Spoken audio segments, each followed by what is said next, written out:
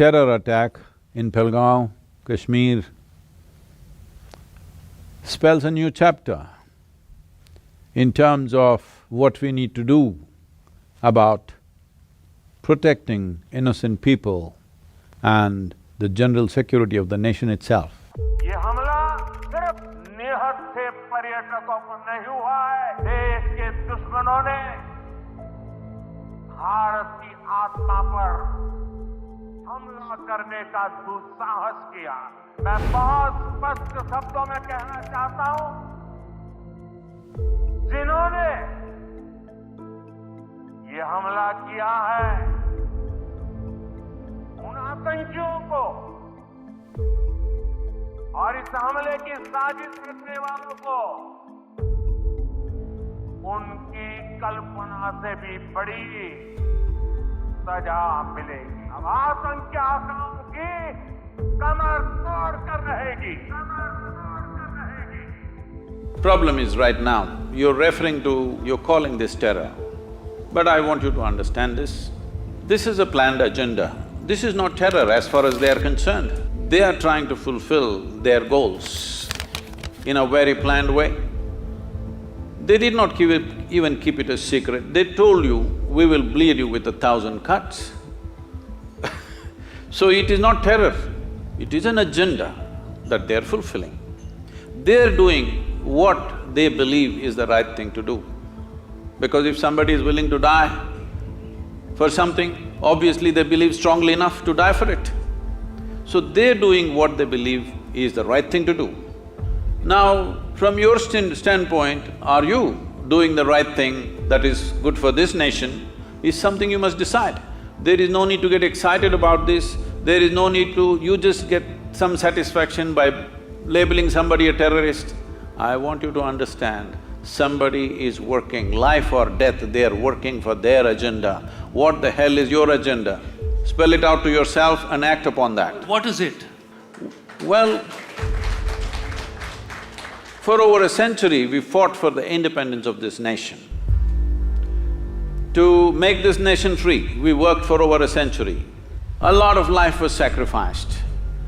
Due to lack of vision, we sacrificed many more after we got our independence in the name of partition. Now, with one partition, you have seen 1 million people, over 1 million people dead and over 15 million people crossing borders from both sides, suffering. Human suffering is human suffering for me. It doesn't matter which side it's happened. So people have suffered, and in 70 years, still a whole lot of them are still not even settled on both sides of the border. And how is it that we have such a short sense of memory that we can once again talk of another break? So we must decide this. In my heart is very clear. First one thing is, make it clear to all the Indians what is India and what is not India. Please do this. Don't keep the ambiguity continuing forever. Just 100%, this is our country, this is not our country. Let us focus on what we need to do for the well-being of these people, rather than going on endlessly debating, where is the border? How long will you debate? 2 generations of people are gone after independence and still you're debating the same thing. This is the time. If nation's consciousness is somehow awakened because of a shocking incident, please make up your mind now and work for that goal, because the sovereignty of the nation is important. For me, within my heart, well, it would be fantastic if we lived here as global citizens and we're capable of embracing each other and living here wonderfully, that would be fantastic. But we have not come there. Still, nation is the largest human entity you can address. If you want to address human well-being, you can only address it as a nation. You cannot address it as a globe. We don't have the mechanics to do such a thing. So, this nation, over 1.3 billion people, is a world by itself. So if we want to take these people towards fulfillment of their lives in this generation, the most important thing is we decide in terms of geography what is our nation, what is not our nation, and what do we stand for this. So protecting this is our business and our duty. Unfortunately, if cruel things happen, they happen.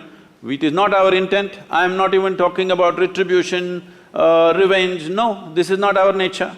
But solution for this nation is important.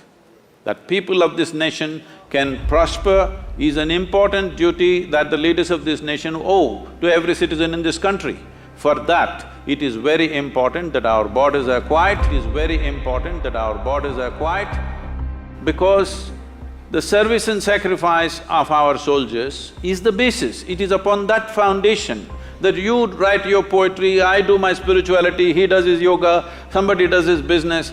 For all this, the basic foundation is the stable situation in the country. If we don't create that, we are failing in our fundamental duty, we are not being peaceful, we are just being naive. I know the debate always goes to ISIS and things like this. I want you to understand this. These people, looking at their actions, you may be sitting here, I know I am getting into a minefield. Sitting here, all of us think these are horrible people. But you must understand this, they believe they are doing the greatest thing that a human being can do. They're working for God, they're working for God. There can be no better employer. The purpose of terrorism is not war, but to cripple a society with fear. Their aim is to spread panic among people, divide the society. Sushil Nathaniel, a Christian, told the terrorists, I am not a Hindu, I am a Christian, please spare me. And they said, no, we will spare you only if you read the Kalma. He did not, and he was shot dead. And they also told him, we will turn Kashmir into Palestine. Of all the kinds of violence that happens in the world, religiously motivated terrorism is the most dangerous. You can speak reason to a man who is fighting for anything else, but when a man believes he is fighting for his God, there is no reasoning with him. When people are fighting for money, property, wealth or something else, it is possible to negotiate with them because they are life-oriented. But those who think they are fighting for their God are only eager to die and take all of us with them. After more than 1,000 years of external invasions, foreign occupation and extreme poverty, this nation is now on the threshold of economic well-being. This opportunity and possibility has not come free, but out of much pain, suffering and sacrifice by generations of people before us. Therefore, it is our duty to bring their efforts to fruition and make their dreams come true. It is obvious there are certain elements who do not want this nation empowered. It is high time we defeated nefarious designs of these anti-national elements. And a steely resolve and an iron hand is needed right now. There are those who are not committed to the idea of nationhood, and they cannot be dealt with softly. If we want to preserve and nurture the sovereignty of this nation, these elements who are willing to kill indiscriminately and also die in the process, whose beliefs are not concurrent with the fundamentals of the nation-state, should be dealt with an iron hand and a steely, long-term resolve. Someone who carries a gun or bomb with the intention of shooting and killing anyone on the street, innocent people, women, children, simply needs to be dealt with decisively. If we want to exist here as a nation, we have to learn the fundamentals of how to maintain the sovereignty of this country. It is important that anybody who threatens normal functioning of society and the nation must be put down. The long-term solutions are different, but this fighting for God has to be put down absolutely. It does not matter which section of society it comes from. These terrorists are not always political pawns or tools in somebody else's hands. Those forces who cater to such elements are always there. But when one says, let's go fight and kill people for our God, whether you directly participate in it or not, as long as you believe that your way is the only way, you are a part of it. We are still unwilling to face the fact that there are people among us within the nation who have such beliefs and intentions. Somewhere we think forces from outside the border are pulling the strings, but help is coming from outside only because people here have these intentions too.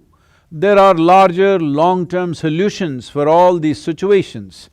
We must nurture the integrity of the nation and a strong bonding among people of different social, ethnic and religious backgrounds. We must bring a more equal distribution of education, economic opportunities, wealth, welfare on all levels. Socio-economic development has to reach everyone so that youth do not go in the direction of terror. All these aspects have to be taken care of over a period of time, but for immediate purposes, these terror activities must be put down strongly. This lawlessness has to be brought to an end. In the larger picture, what we need for the country and the world is more inclusiveness in individuals and institutions of society. And inclusiveness is not only the fundamental nature of spiritual process, but the very basis and goal of life itself. At a time like this, it is for every citizen to realize that within the nation there can be no you versus me. It doesn't matter what our religious beliefs are, what our political affiliations are. We are one Bharat, and only as one unit we can move forward and make a difference. We are at that threshold right now, that if we do the right things in the next 10 years, there will be a glorious Bharat.